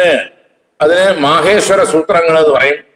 അയ്യുണ്, റിൽറിക്ക് രണ്ടാമത്തത്, ഏ ഓങ് മൂന്നാമത്തത്, അയ്യൗച്ച് 4, ഹയവരട്ടെ, ലണ്ണ്, യമഗണനം. അത് ഈ ഉടുക്കുമുട്ടത്തോലെ കേൾക്കാൻ നിൽക്കുക. അയ്യുണ്, റിൽറിക്ക്, ഏയോങ്, അയ്യൗച്ച്, ഹയവരട്ട്, ലണ്ണ്, യമഗണനം, ജഭഞ്ഞ്, ഘടധഷ്, ജപഘടദശ്, ചടതവ്, കപയ്യ്, ശഷസര്, ഹല്. ഈ സൂത്രങ്ങളാണ് പണ്ട് നവരാത്രിക്ക് നമ്മൾ ചൊല്ലിക്കൊണ്ടാണ് വിദ്യാരംഭത്തിന്. പിന്നെ കാലക്രമേണ എന്തായി? നമ്മൾ മലയാളം വന്നതിന് ശേഷം മലയാള അക്ഷരമാലനാക്കി എന്ന് സരസ്വതി നമസ്തുഭ്യം പരദേകാമരൂപിണി എന്ന് ചൊല്ലിയിട്ട് വിദ്യാരംഭം കരിഷ്യാമി സിദ്ധർപോത് ഹരിശ്രീ ഗണപതേ നമഃ വിഘ്നമസ്തു ശ്രീ ഗുരുഭ്യോ നമഃ അങ്ങനെ ആക്കി മാറ്റി. ഇത് നമ്മുടെ നവരാത്രിയില് വന്നിട്ടുള്ള പരിഷ്കാരം. അന്നത്തെ കാലത്ത് ഈ സരസ്വതി നമസ്തുഭ്യം പരദേകാമരൂപിണി മലയാളം വരുന്നതിന് മുമ്പ്, അതെ മലയാളം വരുന്നതിന് മുമ്പ് വിദ്യാരംഭം കഴിച്ചില്ലേ നാട്ടില്. അന്നേരം സരസ്വതി നമസ്തുഭ്യം വരദേകാമരൂപിണി വിദ്യാരംഭം കരിഷ്യാമി സിദ്ധർ ബോധമേ സദാ കൊണ്ടെന്താ ഇതിന്റെ അയ്യൂണ് ഉച്ച ഹയവരട്ട് അങ്ങനെയാണ്. അതിനു മുമ്പേ എങ്ങനെയാന്ന് വെച്ചാൽ ഇതിപ്പോ പാണിനി ഇരുതാന്ന സൂത്രം. അപ്പൊ പാണിനിക്ക് മുമ്പ് അക്ഷരം ഉണ്ടായിട്ടുണ്ട്. പാണിനിക്ക് മുമ്പ് അക്ഷരം ഉണ്ടായില്ല തീർച്ചയായും. അപ്പോഴും എന്തായിരുന്നു? അതാത് സമ്പ്രദായത്തില് അവര് സ്വരങ്ങള് ആദ്യം ഇതെങ്ങനെ ഇതിന്റെ സെറ്റപ്പ് ആക്കിയ ഇതാണ്. അന്നേരം എ ഓ ഒക്കെ ആദ്യം ഉണ്ടായിരുന്നു. എ ഓ അതിൽ ഇങ്ങോട്ട് ആദ്യം ആ പിന്നെ എ ഓ അങ്ങനെയൊക്കെ പല തരത്തിലല്ല. ഇതൊന്നും ഉണ്ടായിട്ടില്ല, വ്യവസ്ഥ ഉണ്ടായിട്ടില്ല എന്നർത്ഥം. ഈ വ്യവസ്ഥ കൊണ്ടുവന്നതാരാ? ഈ ഇത്രയൊക്കെ സിസ്റ്റമാറ്റിക് ആക്കിയിട്ട് ആള് പാണിനിയാണ്. അയാള് പാണിനി ഞാൻ ദിവസവും രാവിലെ എണീച്ചാൽ തോന്നുന്നുണ്ട്. പാണിനി, വാസുദേവ ദീക്ഷിതൻ ഇവരൊക്കെ നമ്മൾ രാവിലെ തോന്നിച്ചാല് 10 പേരുടെ അറ്റൻഡൻസ് നമുക്ക് ABCD ഓർഡർ എഴുതാനാവില്ല. 10 പേരുടെ അറ്റൻഡൻസ് ABCD ആൾപെറ്റിക് ഓർഡർ എഴുതാൻ ഇന്നും ആവില്ല. അതെ, അതുപോലെ കമ്പ്യൂട്ടർ വല്ല ഉണ്ടെങ്കിൽ അത് ആൾപെറ്റിക് ഓർഡറാക്കി തരുന്നതാണ് നമ്മൾ ഉണ്ടാവില്ല. അയാൾ ഈ ലോകത്തിലുള്ള ഈ സകല സാധനം ഈ സൂത്രമാക്കിയിട്ടാക്കിയില്ലേ? ഒന്ന് ആലോചിച്ച് നോക്കിയേ. അഷ്ടാധ്യായിയും അതിന്റെ ഇതെല്ലാം സെറ്റപ്പ് നോക്കിയാൽ, വാസ്തു ബാലമനോരമയൊക്കെ നോക്കിയാൽ ചിന്തിക്കാൻ കൂടെ ആവില്ല. എന്റെ അഭിപ്രായത്തിൽ ഒരു 30 കൊല്ലം അവരിതിനു വേണ്ടി പെരക്കട്ടെ. രാവിലെ എണീറ്റു ഒരു സിംഗിൾ ചായ കുടിച്ച് ദേവാലയം കഴിഞ്ഞുകൊണ്ട് ഇരുന്നുണ്ടാവും. രാത്രി വരെ ഇതല്ലേ പണി. അത് കഴിഞ്ഞ് കിടന്നുറങ്ങി. പിറ്റേ ദിവസം അവർ വീണ്ടും തുടങ്ങി. അങ്ങനെ ഒരു 30 കൊല്ലം ജീവിതത്തിൽ മെനക്കെട്ടെങ്കിൽ അങ്ങനെ ഒരു ക്രിയേഷൻ ആവുള്ളൂ. മിനിമം ഇന്നത്തെ കാലം വേണം, ഒരു 30 years വേണം. അത്രയധികം ജീവിതകാലം മുഴുവൻ ഇതിനു വേണ്ടി മെനക്കെട്ടിട്ട് ഈ അക്ഷരത്തിനെ നേരെയാക്കാൻ പല ആൾക്കാരും പരിശ്രമിച്ചു എന്നുള്ളതാണ് സത്യം. അങ്ങനെ സിസ്റ്റമാറ്റിക് ആയിട്ട് ആക്കിയിട്ടുള്ള ആളാരാന്ന് ഈ പാണിനി. ഈ പാണിനിയാണ് എന്ത് ചെയ്തത്, ഇങ്ങനെയുള്ള സൂത്രരൂപത്തില് ഈ അക്ഷരത്തിന് എന്താക്കി അതാണ് ഐ ഉ.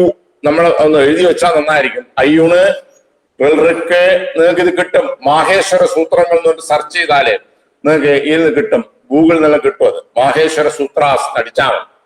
അപ്പൊ ഈ അയ്യൂണ് നിങ്ങൾക്ക് ഏയോങ് അയ്യ ഉച്ച് ഹയവരൻ. ഞാൻ ആദ്യത്തെ ആ സ്വരങ്ങൾ മാത്രം എടുക്കാം. അയ്യൂണ് റിൽറിക് ഏയോങ് അയ്യ ഉച്ച്.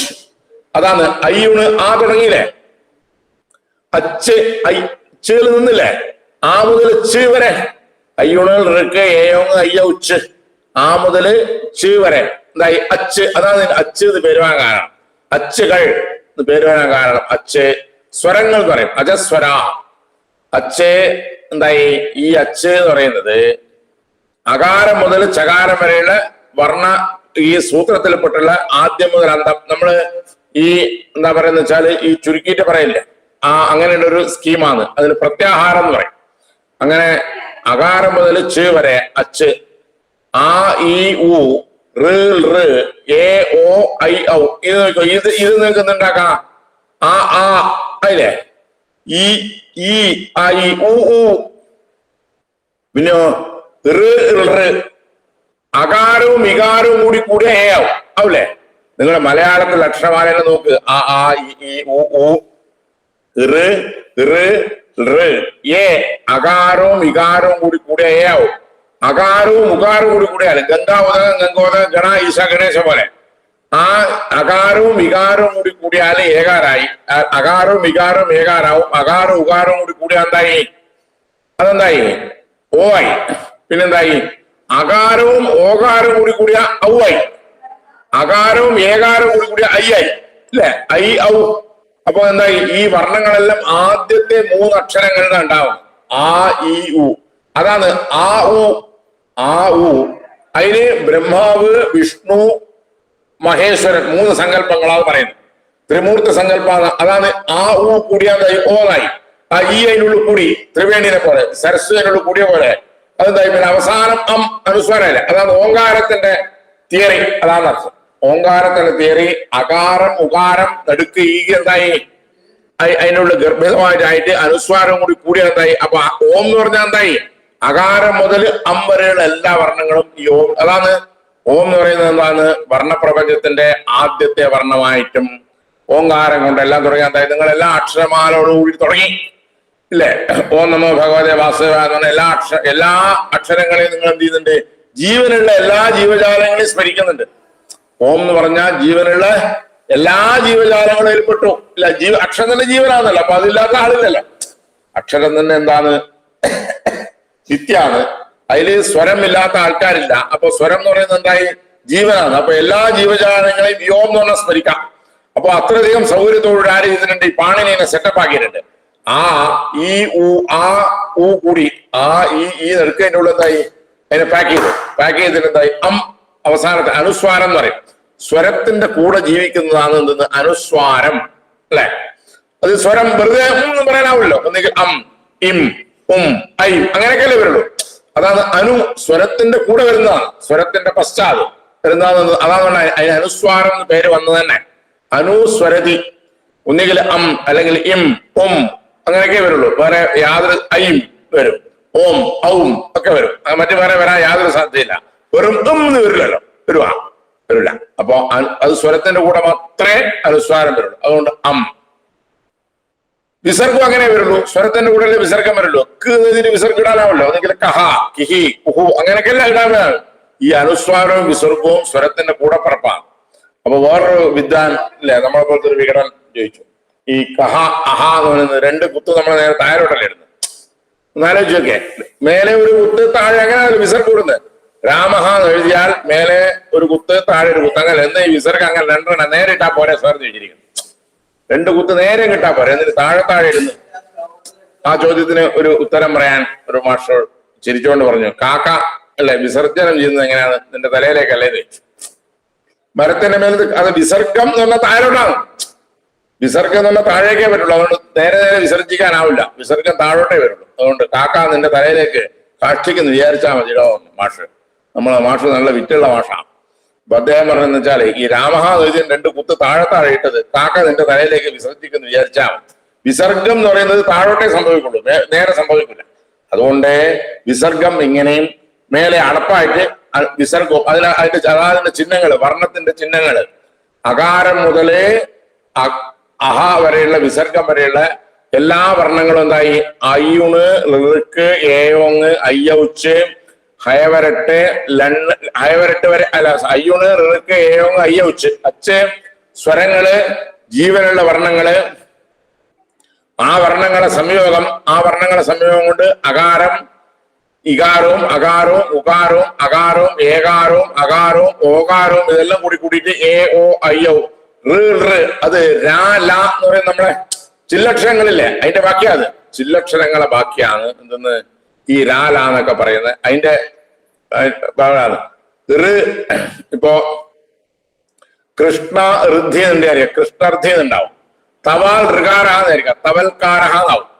അതെന്തായി മാറുന്നുണ്ട്? അത് എന്നുള്ളത് ലായായിട്ട് മാറും, രാ എന്നുള്ളത് ഇകാരം എന്തായിട്ട് മാറും? യാന്നായിട്ട് മാറും. സുധി ഉപാസ്യഹ എന്നുണ്ട്, സുധ്യുപാസ്യഹ ആയിട്ട് മാറും അല്ലെ? അപ്പോ അത്തരത്തില് ഈകാരം യകാരായിട്ട് മാറും, രായായിട്ട് മാറും, ലായായിട്ട് മാറും, ഉകാരം അകാരായിട്ട് മാറും, മധുവരി മധ്വരി എന്നായിട്ട് മാറും. അപ്പോ അങ്ങനെ ഈ യാരാലാവ എന്ന് പറയുന്ന അക്ഷരങ്ങൾ, അതായത് വർഗാക്ഷരം അല്ലാത്തതും ഉണ്ടാവുന്നതിന്റെ ഉത്പത്തി സ്ഥാനം ഏതാണ്? അത് സ്വരം തന്നെയാണ്. വർഗാക്ഷരം അല്ലാത്ത അക്ഷരങ്ങൾ ഉത്പത്തി സ്ഥാനം എന്താണ്? യാരാലാവ, ശാഷ, സാഹ ഇതൊക്കെ എഴുതുന്നുണ്ടാവുന്നതാണ് നമ്മളെ ഈ സ്വരാക്ഷരത്തിന്റെ ബാക്കിയായിട്ട് ഉണ്ടാവുന്നതാണ് ഈ സാധനങ്ങളെല്ലാം. ഇത് യാ രാ ലാ വാ 4 പറഞ്ഞു. ഇനി ഹ ഷ ഷ സ, അതായത് ശങ്കരൻ, ഷൺമുഖൻ, സരസ്വതി. ഇപ്പോഴത്തെ കുഞ്ഞൊക്കെ അങ്ങനെ പറഞ്ഞു കൊടുക്കണം. എന്നുവെച്ചാൽ വായിന്ന് പുറപ്പെടാണ്ടായി. ദോശ എന്ന് പറയുന്ന ഷായാന്ന് മോനെ എന്ന് പറയേണ്ടി വരും. ഇല്ലെങ്കിൽ പറഞ്ഞാൽ തലേ പോവില്ല. ഷ ഷ സ ഈ 3 വ്യത്യാസം തന്നെ എന്തുണ്ട്? ഷ എഴുതാണ്, അത് താലൂന്ന് പുറപ്പെടുന്നതാണ്, താലവ്യം. ഷ മൂർധ, അത് മൂർധ എന്ന് എഴുതാണ് ഷ, ഷൺമുഖ എന്നുള്ളത്. സ എഴുതുന്ന ദന്തത്തെ എഴുതാണ്. അപ്പൊ ദന്ത്യം, താലവ്യം, മൂർധന്യം. ഷ ഷ സ ഈ വർണ്ണത്തിന്റെ സ്ഥാനങ്ങളിൽ ഞാൻ അടുത്ത ആഴ്ച ക്ലാസ് തന്നെ വർണ്ണസ്ഥാനങ്ങളാണ്. ഏടൊക്കെ തട്ടിയിട്ട് വേണം ഈ വർണ്ണങ്ങൾ പുറപ്പെടാൻ എന്നുള്ളതിനെ കുറിച്ചിട്ട് അടുത്ത ക്ലാസ്സിൽ വരും. അടുത്ത ബാക്കിയുള്ള ഹൈവരട്ട മുതൽ അങ്ങോട്ടുള്ള സാധനങ്ങളും ഇതിന്റെ സാധനം നമുക്ക് അടുത്ത ഇതിലേക്ക് വെക്കാം. അപ്പോ വർണ്ണത്തിന്റെ സ്വരവർണ്ണങ്ങള്, ജീവവർണ്ണങ്ങള്, അതിന്റെ ഉത്പത്തി, അത് എങ്ങനെയൊക്കെ ഉണ്ടായിരിക്കുന്നത്, അത് ഈ പറയുന്ന പോലെ ഈ വർണ്ണത്തിന്റെ ക്രമം എങ്ങനെ പാണിനി ഇത് സെറ്റാക്കി വെച്ചു. അപ്പോ പാണിനിക്ക് ഇത്രയൊക്കെ എന്തുണ്ട്, ഈ രീതിയിൽ എന്തുണ്ട്, ഇത്ര സിസ്റ്റമാറ്റിക് ആൻഡ് സിലബസോട് കൂടിയിട്ട് ഒന്നാലോചിച്ച് നോക്കണം. അയ്യൂണ് ആ 3 കൊണ്ട് ബാക്കിയുള്ളതെല്ലാം ഉണ്ടാക്കി. അതിന് വേറെ ഒതുക്കി. എ ഓ അയ്യൗ വരെയുള്ള സാധനങ്ങൾ, അനുസ്വാരം, വിസർഗം വരെയുള്ള സാധനങ്ങള് ഈ അച്ചിനുള്ളിൽ തന്നെ എന്തായി എല്ലാം സെറ്റപ്പ് ആക്കി നല്ല ഗംഭീരാക്കിയിട്ട് സാധനം എന്താക്കി അച്ച് നമുക്ക് എന്ത് ചെയ്തു, നമുക്ക് തന്നു. ഈ വർണ്ണങ്ങളെല്ലാം എന്താണ്? നിത്യങ്ങളാണ്. എഴുതാ പുറപ്പെടുന്നത് മൂലാധാരം. അതാണ് മൂലാധാര നിവാസമായിട്ട് നമ്മള് ഭഗവതി അതാണല്ലോ മൂലാധാരത്താ പുറപ്പെടുന്നത്. എഴുതെല്ലാം ലാവായിക്കുന്നതല്ല, ലാവായിച്ച് മേലോട്ട് കൊണ്ടിരുന്നത്. അപ്പൊ എന്താണ് ഇതിൽ ഉത്പത്തി സ്ഥാനം തന്നെ? എന്താണ് ജീവന്റെ ഉത്പത്തി സ്ഥാനം തന്നെ എന്താണ്? മൂലാധാരത്തെ വരുന്നതാണ്. അപ്പൊ അവിടുന്ന് ഇനി ഇതിന്റെയൊക്കെ എന്തുണ്ട്, ഈ 6 ചക്രങ്ങളിൽ ഏതൊക്കെ വർണ്ണങ്ങൾ നിൽക്കുന്നുണ്ട്, ഏതൊക്കെ ചക്രത്ത് വരേണ്ടതാണ്, ഏതൊക്കെ ചക്രം തട്ടിയിട്ടാണ് ഇന്ന വർണ്ണങ്ങൾ പുറപ്പെടുന്നത്, അത് അവസാനം നാവിലെടുത്ത് എത്തണ്ടേ. വിശുദ്ധിന്ന് ഈ ഉദാഹരണം എന്ന് പറയുന്ന വായുവിൽ നിന്ന് വേണം അത് ഉദാഹരണം പഠിച്ചാൽ എന്തായി? ഏത് ബാങ്കിൽ ആദരവോ പൈസ ഇട്ട് ചോദിച്ചാൽ ബാങ്കിന്റെ പേര് ഓർമ്മയിട്ടാവില്ല, പറയാം പേതാവും ഇല്ല. അതെന്ന് വെച്ചാല് ഒരാള് പൈസയായിട്ട് പറയാനാവാനുള്ള വിഷമം വരുന്നില്ലേ? അത് പറയാനാവാനുള്ളത് ഉദാഹരണം എന്ന് പറയുന്ന പ്രാണൻ വർക്കാവുന്നില്ല എന്നർത്ഥാണ്. അപ്പൊ ഈ പ്രാണനും അക്ഷരങ്ങളും തമ്മിലുള്ള ബന്ധം, ഇതിന്റെ ദേവതകള്, ബാക്കിയുള്ള കാര്യങ്ങൾ നമുക്ക് എന്ത് ചെയ്യാം, അടുത്ത ആഴ്ചത്തേക്ക് നീളത്തിൽ വെക്കാം. അപ്പൊ ഇന്നത്തെ നമ്മളെ ഇതിലെന്താന്ന് വെച്ചാല് അക്ഷരത്തിന് എങ്ങനെ ബ്രഹ്മം, കാരണം അത് നിത്യ എന്നുള്ളത് കൊണ്ടും അതിന്റെ അർത്ഥം നക്ഷരതി അക്ഷരം, അതിന്റെ സമ്പ്രദായത്തിലുള്ള അതിന്റെ ദേവതകള്, ഇവരൊക്കെ ഇതിന്റെ ഏതെങ്കിലും ഒരു ദേവതയുടെ ഉപാസനയിലാണ് നമുക്ക് എന്താവില്ല, ധാരണയിൽ നിന്ന് നമുക്ക് മേധാവി ആവാനുള്ള വഴിയില്ല. അപ്പൊ ധാരണയിൽ നിന്ന് നമ്മൾ മേധാവി ആവാനുള്ള ദൂരത്തിലേക്ക് സഞ്ചരിക്കാൻ എന്ത് വേണം? ഒരു ഉപാസന വേണം, നിർബന്ധമായിട്ടും വേണം. ഇല്ലെങ്കിൽ എന്താവില്ല, ഇങ്ങനെ ശൂന്യത്തിൽ ഉണ്ടാവുന്ന സാധനമല്ല. ആ അക്ഷരബ്രഹ്മത്തിന് ഏതെങ്കിലും ഒരു ദേവതാ രൂപത്തിൽ നമ്മൾ ഉപാസിച്ചെങ്കിലേ നമുക്ക് എന്താവുള്ളൂ, ആ ലെവലിൽ നമുക്ക് എന്താവാനുള്ളൂ, എത്താനാവുള്ളൂ. അപ്പൊ അതിനെന്താ പറയുന്നത്? ശക്തി എന്നാണ് പേരെന്നെ, ശക്തിജ്ഞാനം. അതിനെന്ത് വേണം? ആ ശക്തി പറയുന്നത് എന്താണ്? ഈശ്വരന്റെ സങ്കേതം, ഈശ്വരന്റെ ഇച്ഛ. ഇന്ന വർണ്ണത്തിനെ കൊണ്ടാണ് ഇന്ന അർത്ഥം ഉണ്ടാവുന്നത്. ഈശ്വരന്റെ ഇച്ഛ, ഈശ്വരേച്ഛ ശക്തി. പദജ്ഞാനം, പദാർത്ഥജ്ഞാനം എന്നുള്ളത് പദജ്ഞാനജന്യ പദാർത്ഥ ഉപസ്ഥ നിരേശ ശാസ്ത്രത്തിന്റെ ഒരു പ്രവേശമാണ് വന്നിട്ടില്ല.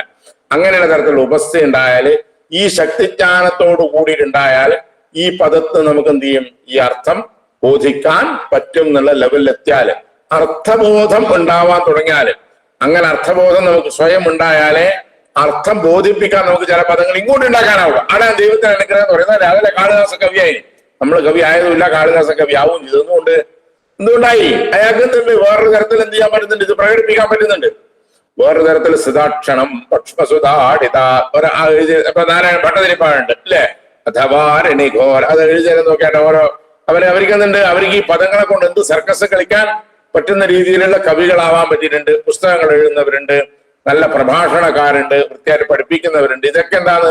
ഈ അക്ഷരബ്രഹ്മത്തിനെ കൊണ്ട് ഉപജീവിക്കുന്ന, ഈ അക്ഷരബ്രഹ്മത്തിനെ പല രീതിയിൽ രക്ഷിക്കുകയും അതുപോലെ തന്നെ പരിപാലിക്കുകയും ചെയ്യുന്നത്. കർത്തും അകർത്തും അന്യഥാകർത്തും ഇല്ലേ? ഇതിനെ ക്രിയേറ്റ് ചെയ്യാൻ പറ്റണം, ഇതിനെന്ത് ചെയ്യാൻ പറ്റണം, ഇങ്ങനെ ഏത് രീതിയിൽ ഉപയോഗിക്കാൻ പറ്റണം, ഇതിനെന്ത് ചെയ്യണം? അവധാനം പോലെയുള്ള, അത് ഞാൻ പറയാം. അവധാനം എന്താണ്? കഷ്ടാവധാനം, ശതാവധാനം, സഹസ്രാവധാനം, ഇങ്ങനെ അവധാനങ്ങൾ ഒക്കെ ഇല്ലേ മാന്യന്മാരുണ്ട്. പിന്നെ ഇതിനൊക്കെ മേലെ വേദം ഇല്ലേ? വേദാധ്യയനം ചെയ്തിട്ടവരല്ലേ ഈശയത്തോർജയത്വാ സമുദ്രോ ബന്ധോ എന്ന് പറയുന്നത് അതിന്റെ ഘനം. ഇതിലൊക്കെ വരുന്നത് നിങ്ങൾ ചെയ്യേണ്ടത് വെച്ചാൽ പ്രാതിശാഖ്യം എന്ന് പറയുന്നൊരു വിഭാഗം വരുന്നുണ്ട്. വേദത്തിന് തന്നെ എന്ത് വരുന്നുണ്ട്? പ്രാതിശാഖ്യം. അതിലാണ് വർണ്ണക്രമം, വർണ്ണസ്വര, മാത്രാബലം. ഇപ്പൊ വർണ്ണം, മാത്ര, ഇതിന് ഇത്ര മാത്രയുണ്ട്, ഇന്ന വർണ്ണാണ്, അതിന് ഇന്ന സ്ഥാനാണ്, അത് ഇന്ന ജാതിയാണ്, ഇന്ന ദേവതയാണ്, അങ്ങനെ പറയുന്ന ഓരോ വർണ്ണത്തിനും പ്രത്യേകം പറഞ്ഞ് പ്രണോദേവി സരസ്വതി വാജേഭിർ വാജിനേവതി ധീനാമ മന്ത്രം നിങ്ങൾ കേട്ടിട്ടുണ്ടാവും. വളരെ ഫേമസ് ആയിട്ടുള്ള മന്ത്രമാണ്. അതിൽ ഈ പ്രണോദേവി സരസ്വതി എന്നുള്ള ഈ രണ്ട്, പ്രണോദേവി സരസ്വതി എന്ന് പറയുന്ന ഈ ഭാഗം തന്നെ പ്രാതിശാഖ്യം തീരാൻ സുമാർ 40 മിനിറ്റ് വേണം. 40 മിനിറ്റ് വേണം. എന്തെന്ന്? ഈ പ്രണോദേവി സരസ്വതി തീരാൻ മാത്രം. ഒന്ന് ആലോചിച്ച് നോക്കണം. പ്രണോദേവി സരസ്വതിക്ക് മാത്രമാണ്, വാജേഭിർ വാജിനേവതി ബാക്കിയുണ്ട്. അപ്പോ അത്തരത്തിൽ നിങ്ങൾക്ക് എന്ത് ചെയ്യണം എന്ന് വെച്ചാൽ പ്രാതിശാഖ്യം എന്ന് പറയുന്ന ഒരു ഭാഗം യജുർവേദത്തിനൊക്കെ വളരെ ഫേമസ് ആയിട്ട് പ്രാതിശാഖ്യം പഠിച്ചവരുണ്ടായി. ഇന്നും ജീവിച്ചിരിപ്പുണ്ട്. ഇത് പറയുന്നതല്ല, ഇന്നും ജീവിച്ചിരിപ്പുണ്ട്. ഒരു കുറവും വന്നില്ല. ആൾക്കാർ എണ്ണം കുറവായിരിക്കും, അത്രയേ ഉള്ളൂ. ഘനപാഠങ്ങൾ ഇതിനകത്ത് പ്രാതിശാഖ്യം പഠിക്കുക. പ്രാതിശാഖ്യം പഠിച്ചിട്ടുള്ളവരുണ്ട്. പക്ഷെ എന്താണ്? വിരൽ തുമ്പിലുള്ളത് 5-10 ആളുണ്ടോ ഇന്ത്യയിൽ എല്ലാം കൂടിയിട്ട് നോക്കിയാൽ? അങ്ങനെയുള്ളവരുണ്ട്. അപ്പോ ആ വർണ്ണക്രമങ്ങളിലാണ് വരുന്നത്. പ്രാതിശാഖ്യത്തിൽ ഇതൊക്കെ വരുന്നുണ്ട്. അപ്പോ ഈ പ്രാതിശാഖ്യത്തിൽ വരുന്ന ഈ വർണ്ണത്തിന്റെ ഇപ്പൊ ഞാനിപ്പോ സ്വരങ്ങളെ ആ പാണിനി പറഞ്ഞതിന്റെ ക്രമം ഞാൻ പറഞ്ഞു, ഇതിന്റെ ശക്തിയെ കുറിച്ച് പറഞ്ഞു, ഇതിന്റെ ആവശ്യകതയെ കുറിച്ച് പറഞ്ഞു, ഇതിലുള്ള ദേവതകളെ നമ്മൾ എങ്ങനെ ഉപാസിക്കേണ്ടതൊക്കെ പറഞ്ഞു. അപ്പൊ അത്തരത്തിൽ നമ്മളിപ്പോ ഗണപതിയുടെ കാര്യമാണ് പ്രധാനമായിട്ട് പറഞ്ഞത്. ഗാണപദത്തിലെ ഈ സാരസ്വത വിദ്യ അതാണല്ല, ഗാണപദത്തിലെ സാരസ്വത വിദ്യ സരസായിട്ട് പോകണം, വേണ്ടേ? ഇല്ലാണ്ട് ശരിയാവില്ലല്ലോ. സരസമായിട്ട് വത്ത് ഉള്ളതോളാണ് അതിന് സരസ്വതി പേരെണ്ണ വന്നേ. അതിന് നമുക്ക് ഈ വർണ്ണം എന്ന് പറയുന്നത് എന്തായിരിക്കണം? അത് സരസായിട്ട് പോകണം, ഇല്ലെങ്കിൽ എന്താവില്ല, അത് വളരെ സീരിയസ് ആയാൽ ഉറക്കം വരും. അപ്പൊ ആ ഉറക്കം വരാണ്ടിരിക്കണമെങ്കിൽ സരസായിട്ട് വേണമെന്ന് പണ്ടേ, അതാണ് സരസ്വതിയുടെ പേരെന്നെ സരസമായ പേരാണ്. ആ സരസമായ പേരുണ്ടെങ്കിൽ സരസമായിട്ട് പോയെങ്കിൽ എന്താവുള്ളൂ, നമുക്ക് തലയിൽ പോലും സരസ്വതിനെ നിശ്ചയിച്ചിട്ടുണ്ട്. അപ്പോ അത്തരത്തിലുള്ള സരസ്വതി ധാരണ സരസ്വതി അതെങ്ങനെ ഗണപതിയായിട്ട് ബന്ധപ്പെടുന്നുള്ളത് നമുക്ക് അടുത്ത ആഴ്ച വിവരിക്കാം. ശരി, നാരായണ മണിയായി.